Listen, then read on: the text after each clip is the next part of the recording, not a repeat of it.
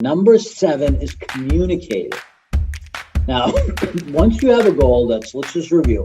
Crystal, computable, compelling, creative, calendar, celebrated, we're now ready to share our goal with others. Not before, really, because it's still in process. But the advantage of making it public is we're more accountable to making it happen.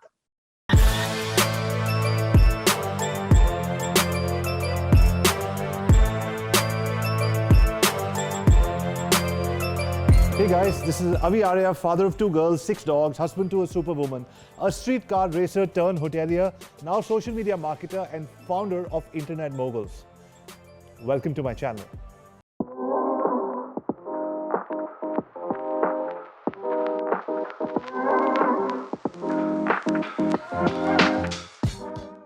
All right. Thank you so much, Arya.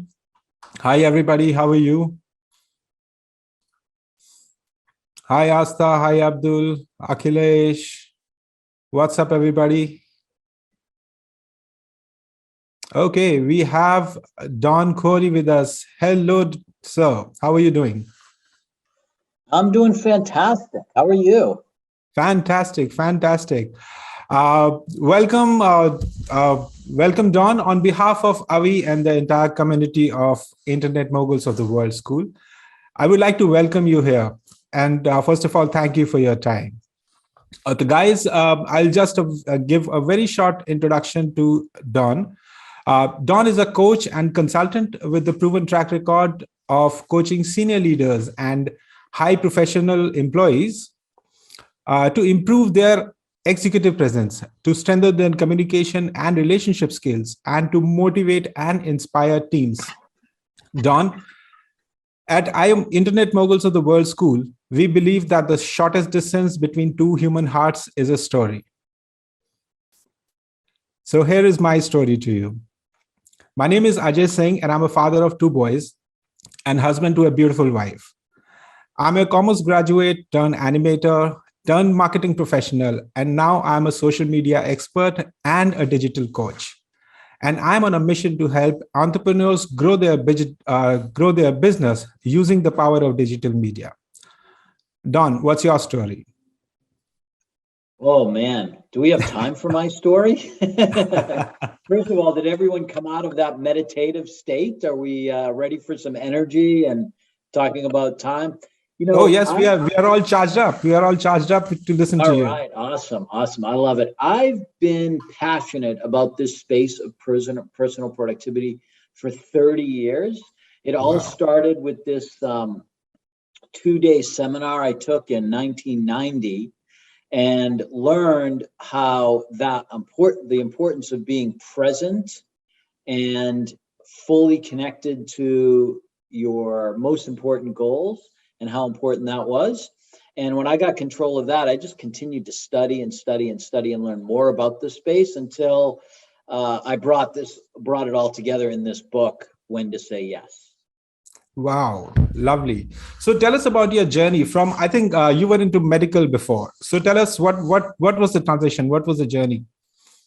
Actually, my background is in software development. So I led global software development teams in financial services for over 20 years with teams in India, by the way. So I've been to Mumbai and Bangalore and visited my teams out there. And so my job as a leader of global software development teams was to get them to work together across continents, across cultures, across time zones, and deliver software on time and on budget. We all know how easy that is, right? Yes. So in early 2000, Bob Reynolds, who was the vice chairman of the company at the time, was speaking to a group of senior leaders. And he said, I see it as a failure of our company when we have to hire leaders from outside. Wow. And so that was a really clear message to all of us in the room. It's your job to develop the next generation of leaders. So the vice chairman is asking, I took that call to action pretty seriously and learned as much as I could about developing leaders and high performing teams and taking this level of personal productivity to the next step. And so that's another part of kind of my corporate background as well. Wow. So I think this is one thing which I've also followed in my business as well. So whenever I used to hire any of my team member, there is a requirement, I always make sure that I hire somebody who knows more than me. Yeah, very good. Very good. Yes, that's the way to do it. You don't want to be the smartest person in the room. You're right. You want Yes, other yes, people yes. to do that. Yes, I And want that's how all my team. Yeah, I want all my team to be smarter than me. absolutely. And leadership has changed over the last Yeah. 30, 40 years, because 30, 40 years ago, leadership was about the smartest person, the expert became the leader, and you relied on that person. And today it's very different. The leader is the one that creates the vision, keeps people motivated, and removes roadblocks and takes care of their team. It's more of a servant and adaptive approach to leadership, which I think gets more results. Perfect. And also, I think managing time is something which is very crucial for a leader. And we would love to know more about it from you. Yeah. Cool. So, sorry, continue. Yeah. Well, the book is called When to Say Yes, the 5 Steps to Protect Your Time. Yes. And what I was going to talk about today, if you guys are open to it, is to dive into the first step. And the first step to protect your time is called create your roadmap. Right. And this again comes a little bit from my technology experience, because when you're laying out tech, you look at 1 year, 2 year, 3 years in terms of quarters and what you're going to deliver in each quarter, and iterate the process. So what if we had a roadmap like that for our lives? And what if we could put really effective goals on that roadmap that we're focused on? And so if you're open to that, I'd love to dig into my goal setting process and how I've improved on some of the others. Lovely, lovely. We can't wait to hear from you. Let's hear from the team. Everybody, we have around 55 people already, and more people are joining. Everybody, please message in the group. First of all, just welcome Mr. Don Khouri. And just let me know that, yes, Milu is saying that we are excited to learn from you. People are very excited. They're saying welcome. Fantastic. As they're putting that in, I got to tell you a funny story about my trip to India when I first went. And are most of the people, is this the geography here? Are most of the people on here located in India, or yeah? Yeah, they are mostly in India. Yeah. Yeah. So I'm flying from Boston, east coast of the US, to India. Some of you may know that trip. You leave on Friday night late, you arrive Sunday morning, early morning. Sunday morning. So I arrived early morning, whatever it is, 1 o'clock in the morning. And my colleague that ran the teams out in India, he was there ready to meet me at the airport. And so he flagged me and he said, I'll meet you outside. So I got outside, and when I got outside, I see this whole group of people, men and women, with flowers and a lei of flowers. And I'm looking around like over my shoulder, like, who are they waiting for? There must be some really attractive person, really important person that they're waiting for. And of course, it was our team that had come out to the airport at 1 o'clock in the morning to welcome me. Wow. So and that is Sunday morning. Great way to set the tone for that. And I kind of feel that same warm welcome here in the chat. So we love connecting with people. We love celebrating, and we love learning here in the school. So Don, I would like to ask you, how do you want to do it? Do you want to have a question answer, or do you have a presentation which you want to show it to us? Whatever format you're comfortable with. The coordinators here asked me to put a short presentation together, so I'll do that. And then, feel free to put, if you can help monitor the chat, AJ, and I have it up here as well, so I'll keep an eye on it. And if you have questions along the way, please type them in, and let's make it very interactive. How does that sound? Lovely. So how about let's start with the presentation, and then at the end we can do the Q&A. Perfect. So I'm just going to hand over the mic to you. I'm just putting myself on mute, and over to you now. Thank you, Don. Awesome. Thank you. So let's talk about goals and goal setting. So what is a goal? In soccer and hockey, it's a pair of posts linked by a crossbar with a net behind it, and the ball has to hit the net in order to score, right? That's a goal. We all know that. And in soccer, they make a big deal out of it because there aren't that many goals. In our context as knowledge workers or business people, it's the object of someone's effort, right? Their desired results. That's what we want. So there's a cool study by a gentleman named Edwin Locke, Locke. He's a pioneer in the field of goal setting. And he found the key to achievement. Do you see what I did there? Like, his name is Locke, key to achievement, right? So Professor Locke compared groups with high specific goals with those with best effort goals. High specific goals and best effort goals. And what he found, that individual with high ambitious goals had better performance than those who didn't.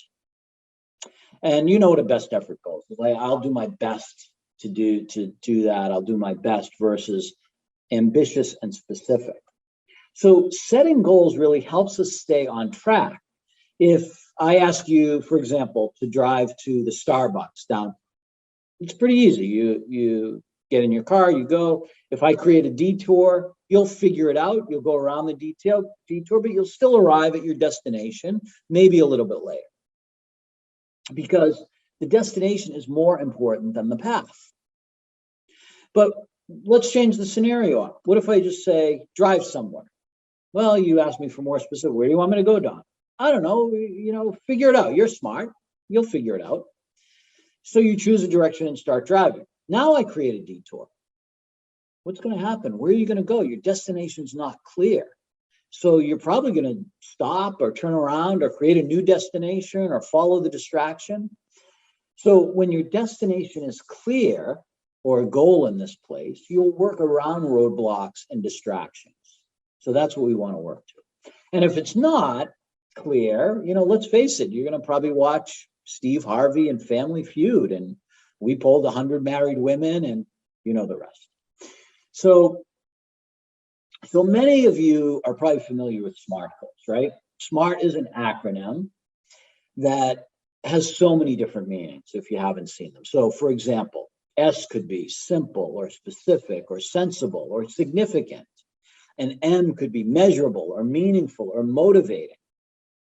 And A, I've seen achievable, I've seen attainable, I've seen agreed upon. And then R could be realistic or relevant or reasonable. And T, I've seen time-bound, time-sensitive, time-based. Usually time is in there somewhere. Some people have even made the acronym SMARTER, where E stands for evaluated and R stands for review. Now, this is a great goal-setting model. I've used it for many years. And I've realized recently in the process of writing this book that there are some gaps in this model. So, for example, who wants to be realistic anyway when it comes to goals? Was Steve Jobs realistic? Oprah? Warren Buffett? Or even Jimmy Buffett? I doubt it. They all broke the rules. So, and yes, of course, goals must be timely, but you'll see in a minute, timely is really not enough. So what I'd like to introduce you to is what I call the Khouri 7 C's of goal setting. It's a new improvement version of goal setting. So, and by the way, I have a client actually who has a goal to sail the 7 C's, but that's a different 7 C's than the ones I'm going to talk about. Nothing to do with this. So the 7 C's are crystal, computable, compelling, creative, calendared, celebrated, and communicated. So let's take a look at each one of these in some detail. And I'd love to give you an opportunity to improve on one of your goals, or even set a new goal if you have one you've been thinking about. So just take a moment right now, and maybe in your journal or in your notes or on the computer if you take notes that way, think about a goal that you'd like to work on through this process.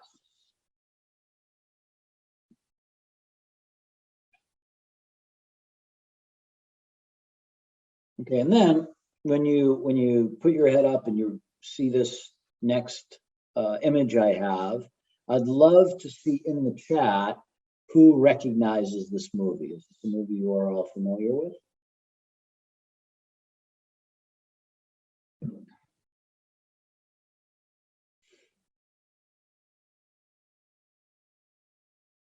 Not seeing anyone yet. I'll give it another couple of seconds, and then I'll give you the answer if you don't know. Nope, not Top Gun. But that is another Tom Cruise movie. A Few Good Men. Yes, Kanchan, you got it right. It's A Few Good Men.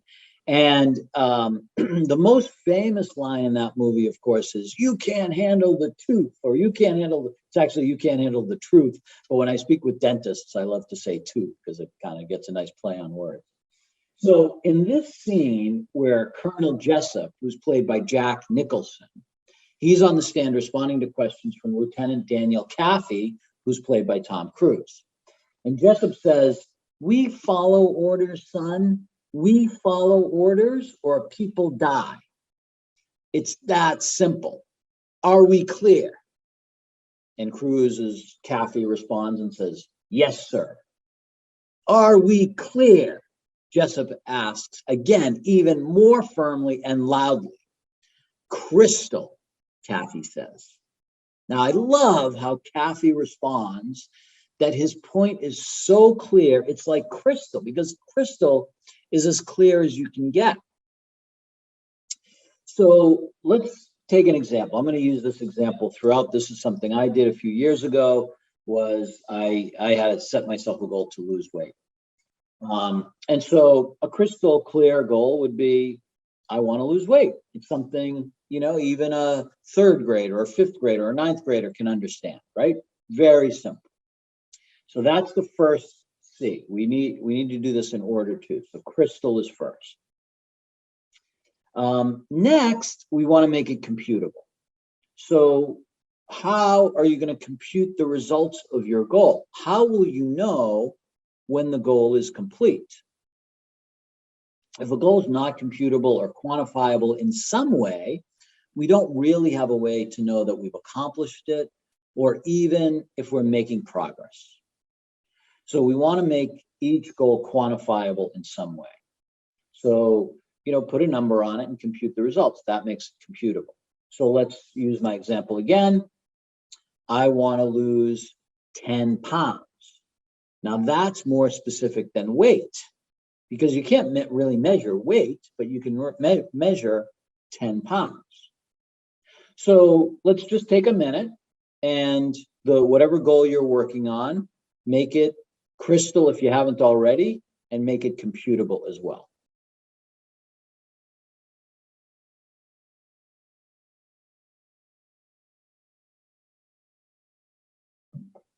I love it. Thank you, Rashmi. Done. Good. I'll see some more of those. And if someone's excited enough to actually share their goal, you can do that too.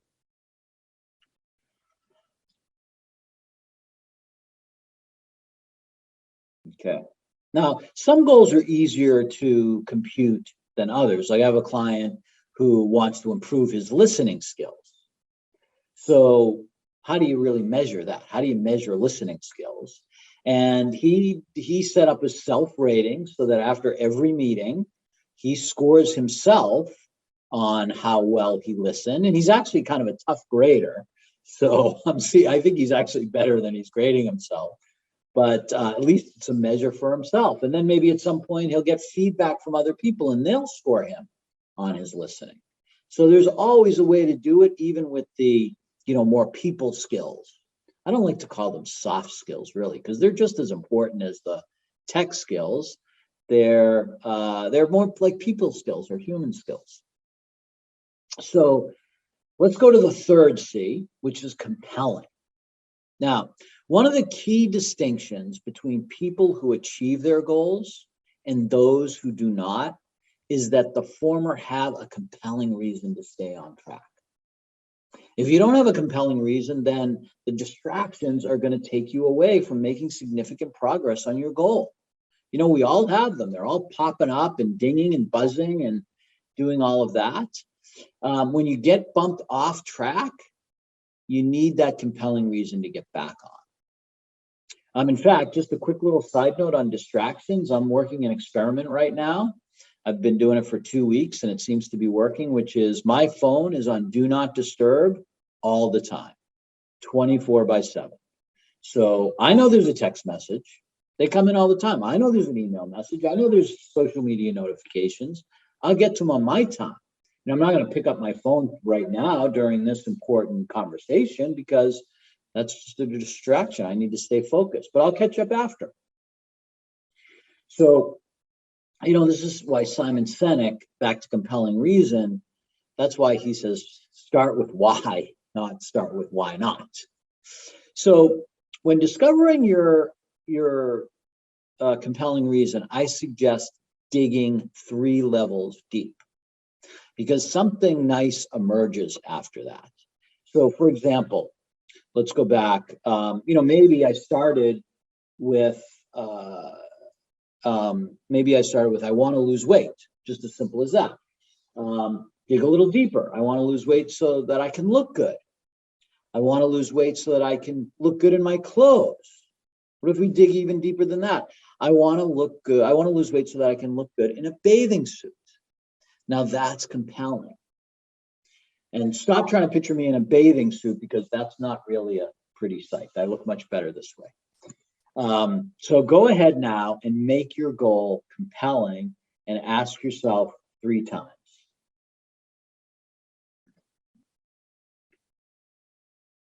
Great, Padma. Thanks for sharing your goal.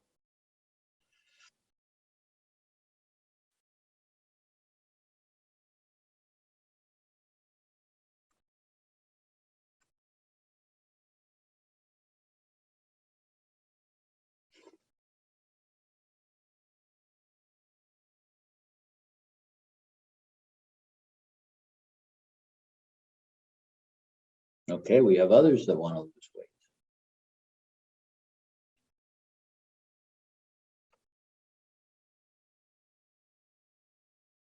Good, seeing lots of duns.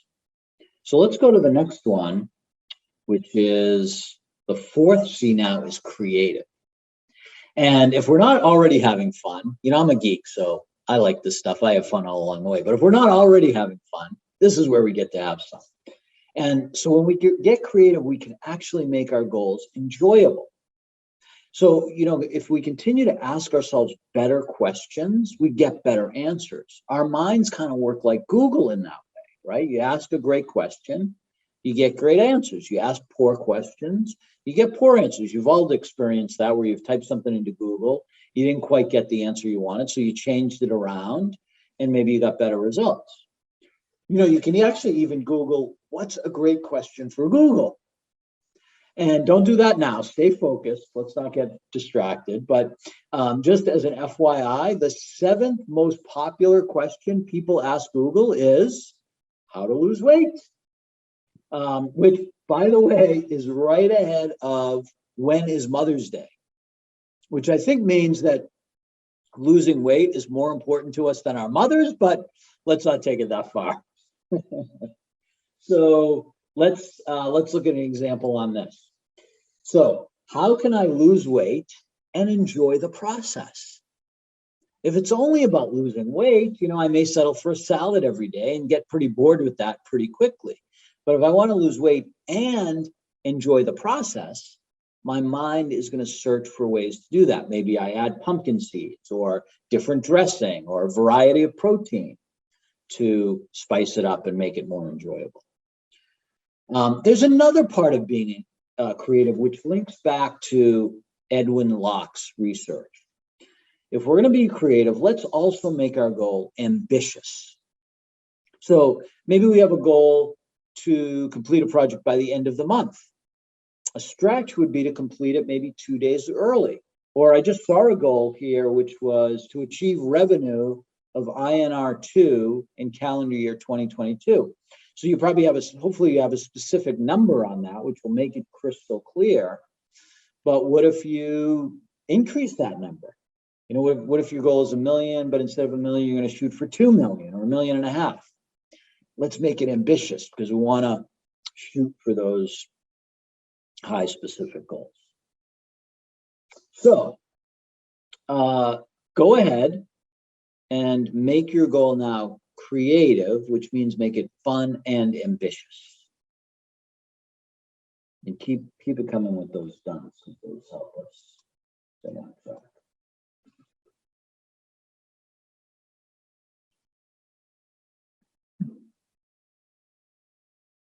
And AJ, just a question about the way our Zoom meeting is set up. Are participants allowed to turn their video on, or it's just the panelists that can do that? It's only the panelists who can turn on and just talk. Okay, so we'll work with chat on that.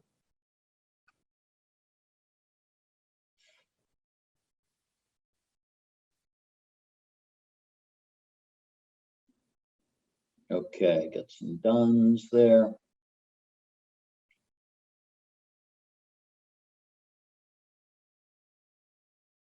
Who'd like to share an example in chat of how they made their goal fun? I'd love to see some of that.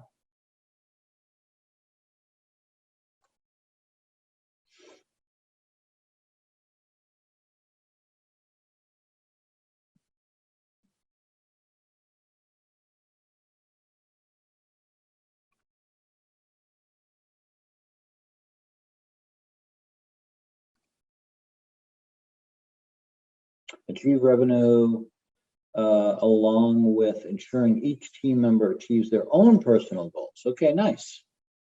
So how can you tie the company goal with the personal goals? Reward yourself every milestone. That's great. We're going to talk a little bit about that a little bit later on Celebrate It as well. That's great, Ajay. Appreciate it. People work on goals for two reasons, I think. First is love and another is fear. Yeah, that's kind of a Tony Robbins thing, right? We're motivated to either move towards pleasure or away from pain. It really boils down to those two things.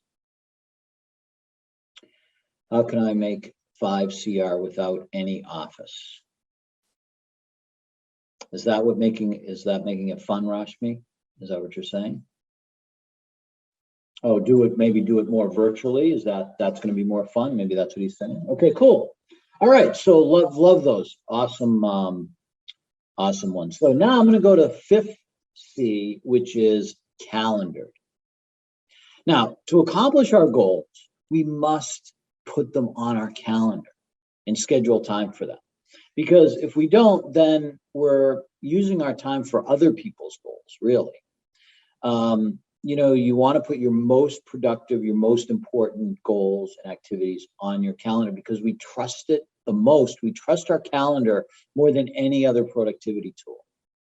So you're going to do this in a couple steps. First, set a target date for when you want to complete the goal. Like I've seen some of these revenue goals by the end of 2022. Next, schedule time on your calendar to work on the goal. So first, set the target date, and then second, set time. So for example, when I lost weight, my trainer asked me, "Hey, Don, you seem like you're a planner. Is that right?" I said, well, I thought first maybe it's a trick question. I don't know. But I said, yes, I'm a planner. He said, can you plan your food out for next week? And I said, I have no idea how to do that, really. He said, okay, would you like to go shopping together? And I said, Brendan, are you asking me out on a date?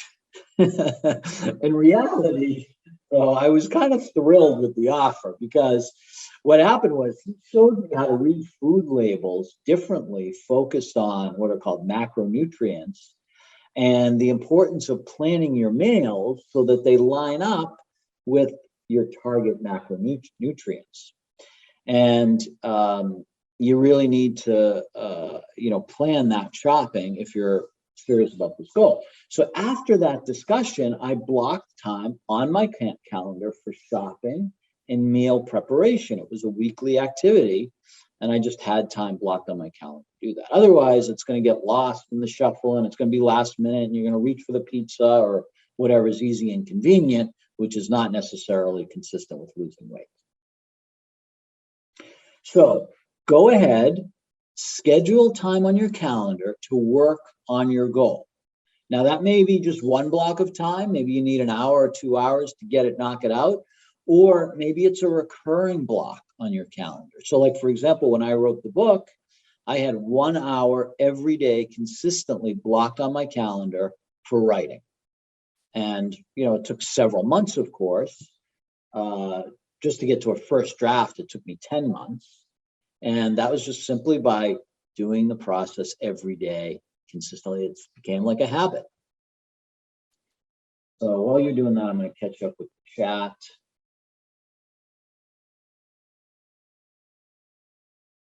Good, we're going to talk about celebrating.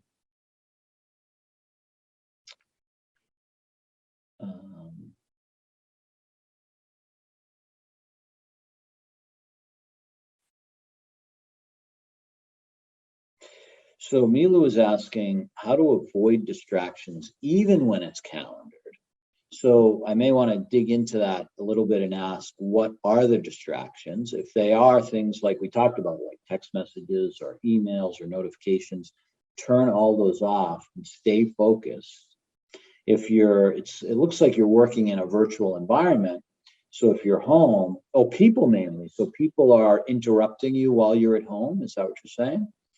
So for the most important focus times, could you either close the door? If you don't have a door, put up some signal that you are in a space where you're not interruptible at this point. And then the next time you'll tend to their questions. And if it's an emergency, like if someone's bleeding or something, that's what my parents used to tell me. If you're not bleeding, it can wait.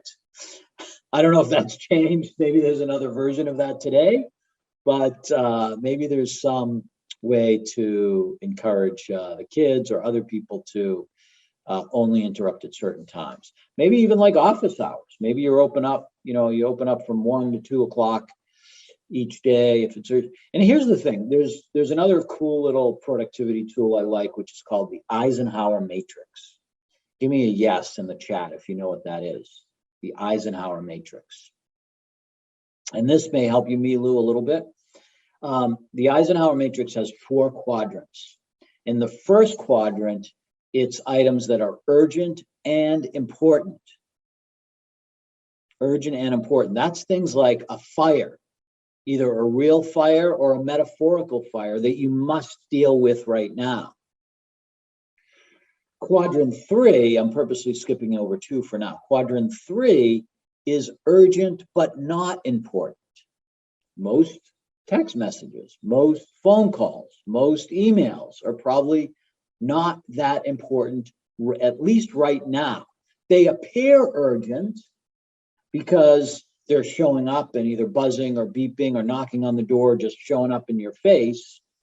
They seem important, but they're probably not. And so if you can just easily make that distinction between important and urgent, you can minimize interruptions.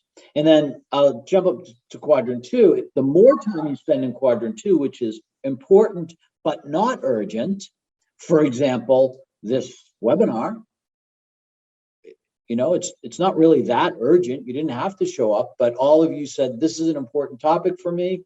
I want to learn more about it. I loved all the commitment to learning and improving that I saw in the chat. And you're setting that time aside. So planning time, exercise time, family time, all of that's important but not urgent.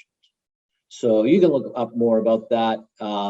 Stephen Covey popularized this in his book, The 7 Habits of Highly Effective People, and his follow-on to that, which is called First Things First.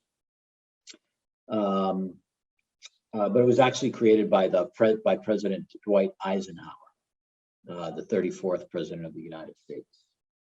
All right, cool. So I think a lot of you have hit the next C already, which is called celebrated. This is the 6th C. As a good friend of mine reminds me, if you want something to grow, pour champagne on it. I love the metaphor, right? Find ways to celebrate your goals. And I say celebrate them 3 times. Celebrate when you set them, celebrate the big milestones and the small milestones along the way, and celebrate when they are complete. You're going to party like it's 1999 at all 3 levels. Those of you that are in tech, you had a lot of fun that New Year's Eve, right? 1999 with the year 2000 bug. Now, the reason I like this so much, and honestly, I need to be better at this too. I really do. But when you celebrate your wins, you stay in the mindset of winning, of accomplishing your goals. So you're rewarding yourself, and you're going to want more of that. It just, compels you to focus more on your accomplishments, which will breed more accomplishments. So take a minute, celebrate your goal, define how you want to celebrate your goal. And I'm always looking for new ideas, so I'd love to see what you have in chat on this one. Tell me how you're going to celebrate.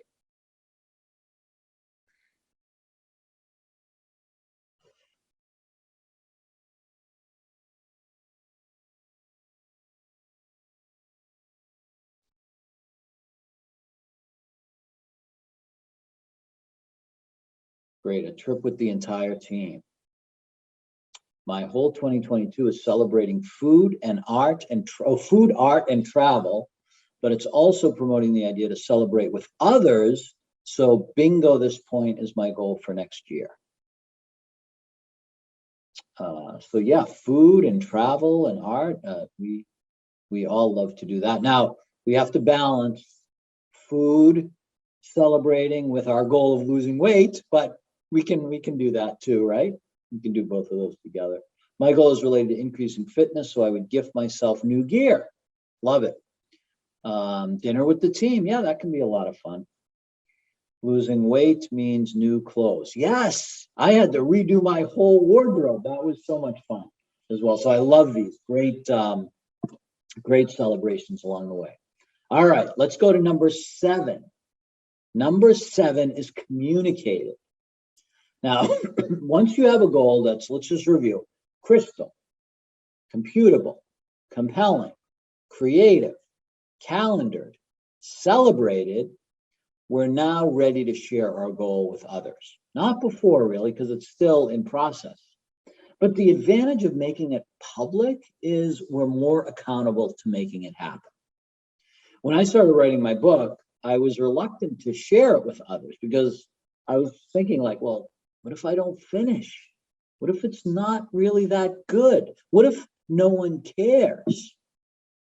So I just had a myriad of doubts about it. But my writing coach encouraged me to share the process with my followers, because people love to see that behind the scenes. They love to see the process. So when I did that, 2 things happened. First, the initial video I shared got thousands of viewers, and it became more fun because I got that positive feedback. And the second thing is I knew I had to deliver. Like, it was out there. There was no backing down at this point. I just had to make it happen. So, you know the expression, Houston, failure is not an option. So there's one caveat to this, which is when you do share it, you want to share it with people that you know will support you, not people that are going to get in the way or poo-poo it or say that's not possible. Like when I was losing weight, I told my trainer, of course, my wife, my parents, my closest friends, and they all supported me on the progress. So take a moment. Who do you need to communicate your goal to? Who do you need to communicate your goal? Yeah, announce it to the universe and it manifests.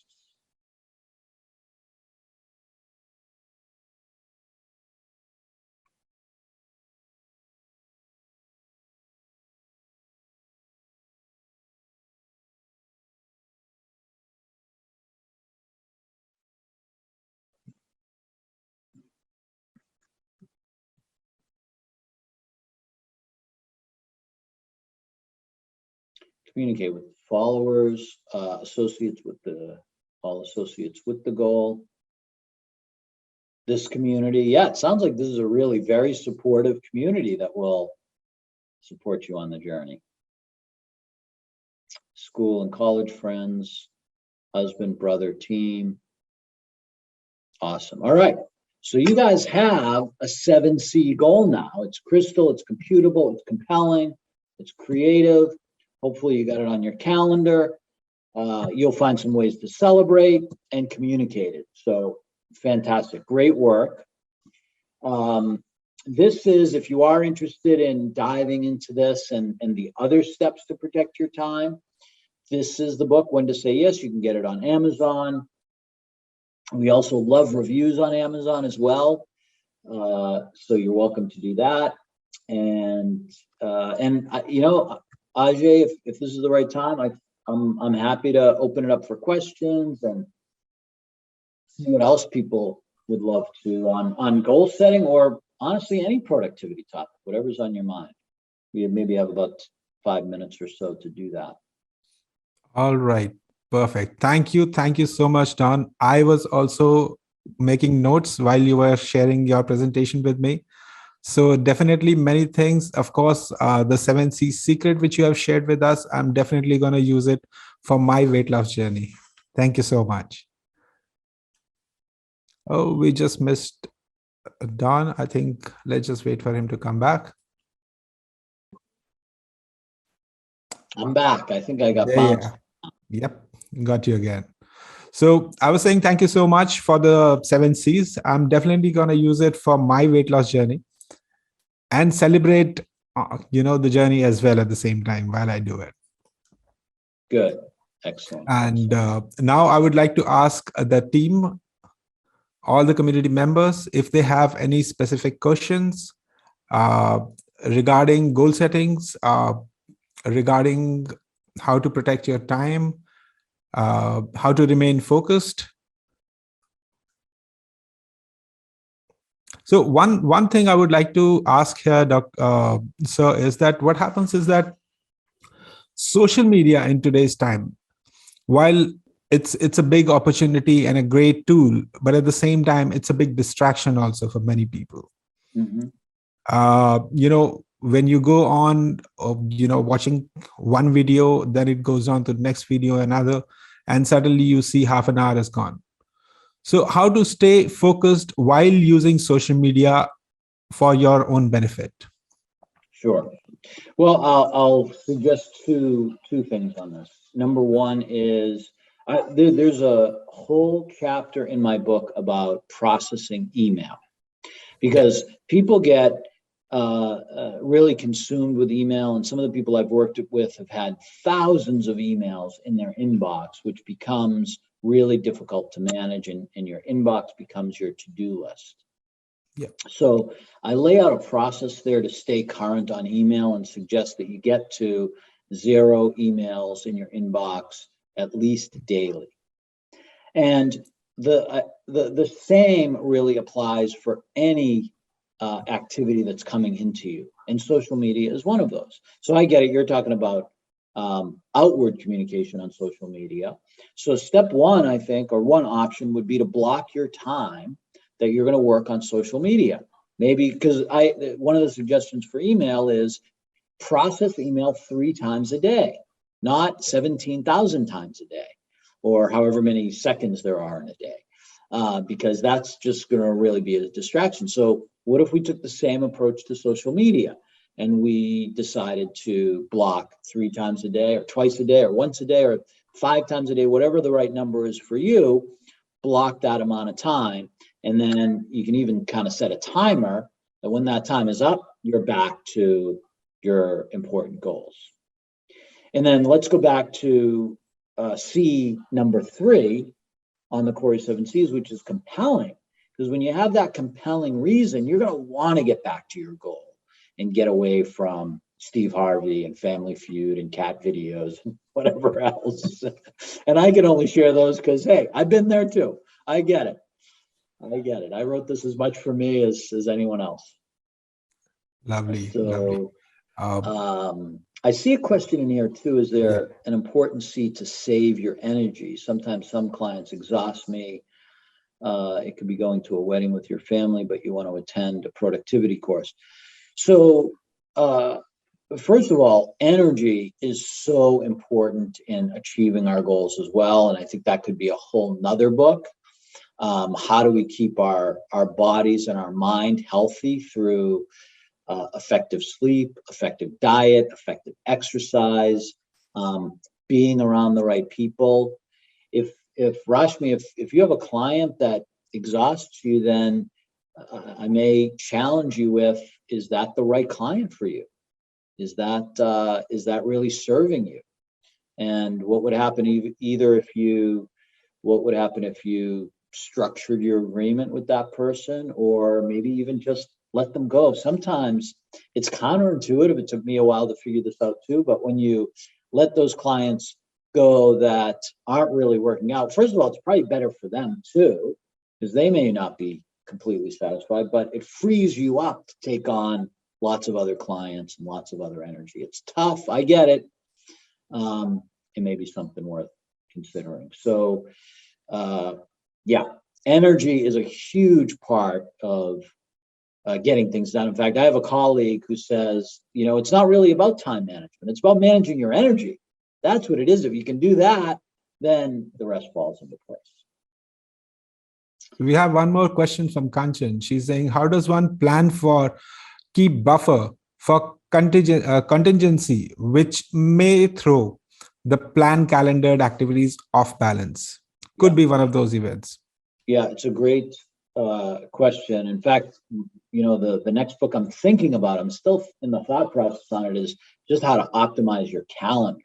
And that is a really important part of optimizing your calendar, is giving yourself some buffer space to transition, and to if you're not blocking specifically time to process email, you've got time to do that, or time for emergencies. If you're too booked 7 to 7 or 9 to 5 or whatever the right time is, then you can adjust. So one of the other steps to protect your time is prioritize and reprioritize. And when we can get effective at that reprioritization, when is something new coming in more important than what is already on my plate, then we can adjust. So for example, I'll just give you a simple example. Today, I had a call from 9 to 10 with a client. This is Eastern time, so excuse the Eastern time. This call is scheduled for 10:30, this webinar. So what do you think I did between 10 and 10:30? Squeeze something else in? No way. I blocked the time. There's nothing else going into that time, because I need to transition and be ready. And you guys are clearly well positioned on Zoom, and I want to bring my best, so that has to be block time. Lovely. I hope that helps, Kanchan. That's fantastic.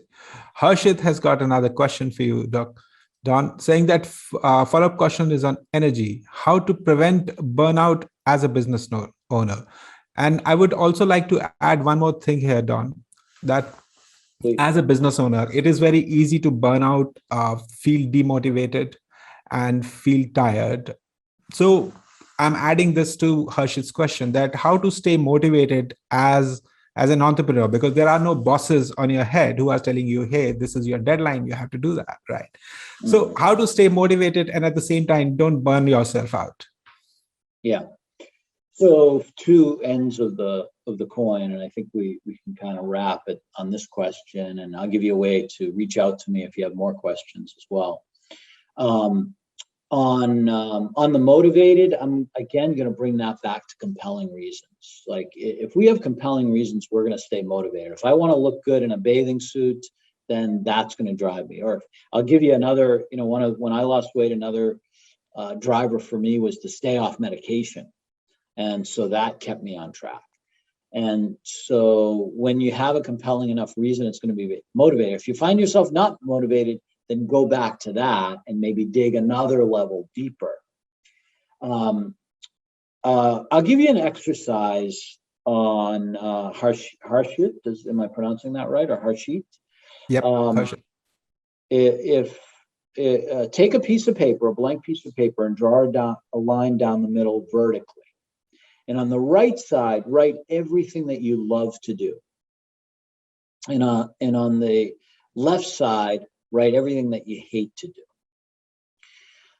And move your work and your business more towards the things that you love to do and that you're really good at, and that really fill your cup at the end of the day. And bring on people around you that can do the other things. If you're, a good test on that, if you're waking up First of all, just if you're waking up without an alarm and jumping out of bed because you're so excited about the day ahead, then you're motivated and you're not headed towards burnout. If you're not experiencing that and you hit the snooze button 5 times, then maybe you need to restructure things. And that's the beauty of being an entrepreneur, is you do get to structure that. You do get to define your own thing. It's one of the reasons I moved from a very successful corporate career to doing my own, because I wanted that flexibility.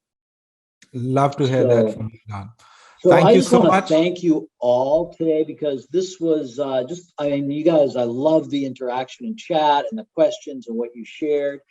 And, here's one of the things I say at the end of the book, and I'll share with you too. If you implement what we talked about today in terms of the 7 C's and roadmap, and really just being conscious of protecting your time is sometimes enough, then, you're setting yourself up to change the world. And in some cases, that's the whole world, like Steve Jobs did or Jeff Bezos did. And in some cases, it's your world. We all have our own world, our family, our company, our friends, our community. And if we can be more present and more effective in investing our time, we can change our world. So I wish the best for you on that. I love that totally, Don. Thank you so much. First of all, where can we get can we get your book on Amazon? Is it available there?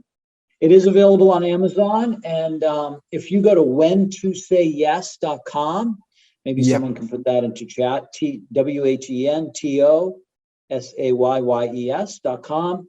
You can contact me there, get in touch with me there, see other resources, see other podcasts I've done and other articles I've written. And I love this space, so please reach out. Would love to hear from you. And how we can reach out on your social media, where you are most active? Yeah, Don Khouri. If you just search for my first name, last name, that's pretty much where you'll find me on Facebook, LinkedIn, Instagram. Really, I'm most active on Facebook and LinkedIn. Lovely. Thank you so much, Don. Thank you so much for your time. I'm just going to find out all the links and I'll share it with the team, and I'll make sure all the people who are attending right now, they'll start following you. We'll get the book and definitely learn more from you and stay connected with you. Right. Awesome. Thank you all so much. It was fantastic. Have a great week ahead. You too. Thank you so much. Bye-bye.